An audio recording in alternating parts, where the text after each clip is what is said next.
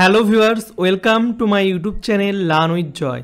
তো আজকের ভিডিওতে আমি তোমাদের সাথে নবম শ্রেণীর তৃতীয় পর্যায়ক্রমিক মূল্যায়ন 2025 সালের জীবন বিজ্ঞানের নমুনা প্রশ্নপত্র এবং সাজেশান নিয়ে আলোচনা করব। তো তোমাদের পরীক্ষা হবে 90 নম্বরের, সময় দেবে 3 ঘন্টা 15 মিনিট। এই ভিডিওতে আমি নমুনা প্রশ্নপত্র সেট পুরো উত্তর সহ আলোচনা করব, আর যেই প্রশ্নগুলো তোমাদের করাবো সেগুলো তোমরা ভালো করে পড়বে, কারণ এখান থেকে পরীক্ষা আসার সম্ভাবনা কিন্তু প্রবল। আর যারা এখনও আমার ইউটিউব চ্যানেল সাবস্ক্রাইব করনি, সাবস্ক্রাইব করে পাশের যে বেল আইকন আছে সেটা টিপে নোটিফিকেশানটাকে অল করে দেবে, তাহলে আমি যখনই নতুন নতুন ভিডিও ছাড়বো তোমাদের কাছে সবার প্রথম সেই ভিডিওর নোটিফিকেশান চলে যাবে। আর যারা এখন হোয়াটসঅ্যাপ গ্রুপে জয়েন করনি, আমি ডিসক্রিপশান বক্সে লিঙ্ক দিয়ে দেবো, তোমরা সেখান থেকে জয়েন করে যাবে। তো দেখতে পাচ্ছ বিভাগ কতে প্রথমে আছে সঠিক উত্তরটি নির্বাচন করো 1 গুণ 15। প্রথমটা বলছে প্রদত্ত কোনটি প্রোটোজোয়া ঘটিত রোগ? প্রোটোজোয়া ঘটিত রোগ হচ্ছে ম্যালেরিয়া। দুয়েরটা বলছে রস নির্ভর অনাক্রম্যতার জন্য দায়ী হচ্ছে কে? টি হেল্পার কোষ। 3 নিষ্ক্রিয় অনাক্রম্যতা দেখা যায় কোথায়? সেটা হচ্ছে মাতৃদুগ্ধের মাধ্যমে হচ্ছে নিষ্ক্রিয় অনাক্রম্যতা দেখা যায়। এরপর 4এরটা বলছে বাস্তুতন্ত্রের কত শতাংশ শক্তি পরবর্তী পুষ্টি স্তরে পৌঁছায়? তো পরবর্তী পুষ্টি স্তরে 10% পৌঁছায়, এটা ভেরি ইম্পর্টেন্ট প্রশ্ন। নেক্সট, পানীয় জলে আর্সেনিকের গ্রহণযোগ্য মাত্রা কত? 0.05 mg/L মানে লিটার। নেক্সট, পুনঃস্থাপনযোগ্য প্রাকৃতিক সম্পদ যেটা পুনঃস্থাপনযোগ্য সেটা কি? সেটা হচ্ছে বন। তারপর ডান অলিন্দ ও ডান নিলয়ের সংযোগস্থলে যে কপাটিকা থাকে তার নামটা কি? তার নাম হচ্ছে ট্রাইকাসপিড কপাটিকা। তারপর জাইলেমের সজীব উপাদানটি হচ্ছে কি? Xylem parenchyma. 9 মানবদেহে উপস্থিত একটি মিশ্র গ্রন্থি হচ্ছে কি? অগ্নাশয়।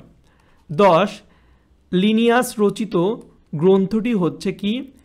সিস্টেমা ন্যাচুরি। 11 প্রদত্ত কোনটি শল্কপত্র দেখা যায়? কোনটিতে শল্কপত্র হচ্ছে? পাইনাসে। এরপর 12 সমুদ্র শসা কোন পর্বের অন্তর্ভুক্ত? এটা হচ্ছে কণ্টক। 13 ক্লোরোফিল গঠনে সাহায্যকারী খনিজ মৌলটি হচ্ছে কি? ম্যাগনেসিয়াম। এরপর ক্যালসিয়ামের অভাবে উদ্ভিদে যে রোগ হয় সেটি কি? সেটি হচ্ছে নেক্রোসিস। 15 বেমতন্তু গঠনে সাহায্যকারী কোষ অঙ্গাণুটি হচ্ছে কি? সেন্ট্রোজোম। এরপর বিভাগ ক্ষয়ের করব। দেখতে পাচ্ছ নিচের 26টি প্রশ্ন থেকে নির্দেশ অনুসারে 21টি প্রশ্নের উত্তর দিতে হবে। প্রথমে 2-এর দাগে অতি সংক্ষিপ্ত প্রশ্ন আছে 6টা। 1-এরটা বলছে পশুপালন কি? পশুপালন হচ্ছে কৃষিবিজ্ঞানের যে শাখায় গৃহপালিত প্রাণীর ব্রিডিং এবং উন্নত লালন পালন পদ্ধতি অনুসরণ করে মাংস, দুধ প্রভৃতির উৎপাদন বৃদ্ধি ও সংক্রান্ত আলোচনা করা হয় তাকে পশুপালন বলে। আর বিশ্ব এইডস দিবস কবে পালিত হয়? সেটা হচ্ছে 1 ডিসেম্বর। নেক্সট হচ্ছে শব্দজোড় লিখতে হবে। ডেঙ্গির সঙ্গে আছে ভাইরাস, তো যক্ষার সঙ্গে হচ্ছে ব্যাকটেরিয়া। তারপর অ্যালার্জি প্রতিরোধ করে কোন শ্বেত রক্তকণিকা? সেটা হচ্ছে ইউসিনোফিল হচ্ছে অ্যালার্জি প্রতিরোধ করে। তো শোষণ তাপমোচী না তাপগ্রহী? শোষণ হচ্ছে তাপমোচী। তারপর 6এরটা নিউরনের বড় প্রবর্ধকটির নাম কি? সেটা হচ্ছে অ্যাক্সন। ভেরি ভেরি ইম্পর্টেন্ট প্রশ্ন।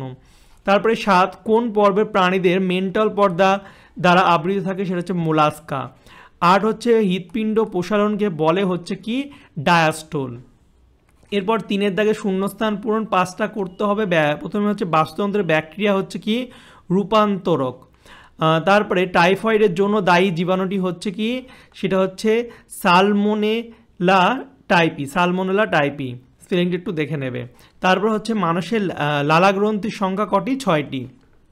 তারপরে জবা ফুলের ড্যাশ অংশে ক্লোরোপ্লাস্টই থাকে? ক্লোরোপ্লাস্ট হচ্ছে বৃত্তি অংশে থাকে। এরপরে অ্যামিবার গমন অঙ্গ কি? ক্ষণপদ।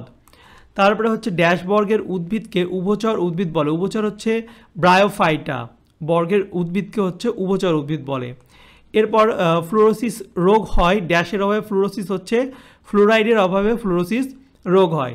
এবার ঠিক ভুল লিখতে হবে, 5টা করতে হবে। প্রথমটা বলছে উকুন একটি অন্তঃপরজীবী প্রাণী, এটা ভুল। তারপরে গৌণ ও প্রগৌণ খাদকরা সর্বদাই মাংসাশাহারী, ঠিক। তারপরে অ্যান্টিবডি হলো এক প্রকার শর্করা জাতীয় উপাদান, এটা ভুল। নেক্সট হচ্ছে বৃক্কের অবতল খাঁজকে হাইলাম বলে, এটা ভুল। তারপরে ভিটামিন কে এর অভাবে রক্ততঞ্চন ব্যাহত হয়, ঠিক। তারপরে শোষণ একটি উপচিতি বিভাগ, এটা ভুল। এবার এ স্তম্ভের সঙ্গে বি স্তম্ভ মেলাতে হবে। তো যকৃৎ হচ্ছে কি সবচেয়ে বড় পৌষ্টিক গ্রন্থি। তারপর হচ্ছে প্লীহা হচ্ছে সবচেয়ে বড় লসিকা গ্রন্থি। আর লজ্জাবতী উদ্ভিদ স্পর্শ করলে মুড়ে যায়, এটা হচ্ছে কি উত্তেজিতা। তারপর হচ্ছে প্রথাম্বিন হচ্ছে কি, এটা হচ্ছে এই চারেরটা তঞ্চন ভ্যাকটা। তারপরে মাইকোরাইজা হচ্ছে এই পাঁচেরটা উদ্ভিদের মূল ও ছত্রাকের সহাবস্থান। তো উত্তরগুলো পাশে লেখা আছে, তোমরা এখান থেকেও দেখে নিতে পারবে 1-2 করে। তারপরে বিভাগ কতে দেখতে পাচ্ছ 6-এর দাগে, ঠিক আছে। 12টি প্রশ্ন উত্তর 2 নম্বর করে উত্তরগুলো তোমরা দেখে নাও, আমি প্রশ্নগুলো সব দেখিয়ে দিচ্ছি। শক্তির অপচয় রোধের 2টি উপায় লেখো। ভিডিওটাকে বেশি বড় করছি না, তোমরা উত্তরগুলো দেখে নাও, চাইলে তোমরা এগুলো তোমাদের বই থেকেও পড়তে পারবে। তারপর হচ্ছে মিউচুয়ালিজমের সংজ্ঞা ও উদাহরণ দাও। 3 হচ্ছে গুপ্তবীজী উদ্ভিদের হচ্ছে 2টি বৈশিষ্ট্য লেখো। গুপ্তবীজী উদ্ভিদের বৈশিষ্ট্য দেখতে পাচ্ছ। তারপরে হচ্ছে ধৌতকরণের 2টি প্রয়োজনীয়তা লেখো। ধৌতকরণের প্রয়োজনীয়তা, এই প্রশ্নটা ইম্পর্টেন্ট, বড় প্রশ্ন তো আসে মাঝে মাঝে। তারপরে জাইলেম ফ্লোয়েমের কাজ, প্রথমে জাইলেমের কাজ উদ্ভিদ দেহে যান্ত্রিক দৃঢ়তা প্রদান করে, আর মূলরোম দ্বারা জল ও খনিজ লবণ মিশ্রণ পাতায় পৌঁছে দেয়। আর ফ্লোয়েম হচ্ছে এর মাধ্যমে পাতায় উৎপন্ন খাদ্য সর্বত্র পরিবাহিত হয়। আর ফ্লোয়েম হচ্ছে তন্ত্র যান্ত্রিক দৃঢ়তা প্রদান করে। এরপর হচ্ছে মুক্ত সংবহন তন্ত্র কাকে বলে, ভেরি ভেরি ইম্পর্টেন্ট, ভালো করে পড়বে। উদাহরণটা আরশোলা, চিংড়ি, শামুক, উদাহরণগুলো অনেক সময় দিয়ে দেয়। ভাজক কলা, স্থায়ী কলার পার্থক্য, ভেরি ভেরি ইম্পর্টেন্ট। কোষের প্রকৃতি, বিভাজন, নিউক্লিয়াস আর ভ্যাকুওল। আর এদিকে কোষের প্রকৃতি, বিপাখার আর কোষ প্রাচীর কাজ। তো অনেকগুলো পয়েন্ট দিয়েছি, তোমরা সবগুলো পয়েন্ট দেখবে, ঠিক আছে। এরপর এটিপিকে এনার্জি কারেন্সি বলে কেন, ভেরি ভেরি ইম্পর্টেন্ট প্রশ্ন, অনেক সময় শর্ট প্রশ্ন দিয়ে দেয়।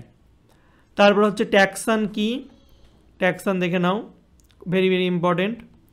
আর হচ্ছে প্ল্যাটিহেলমিনথিস পর্বের 2টি উদাহরণ, এটাও খুব ইম্পর্টেন্ট প্রশ্ন।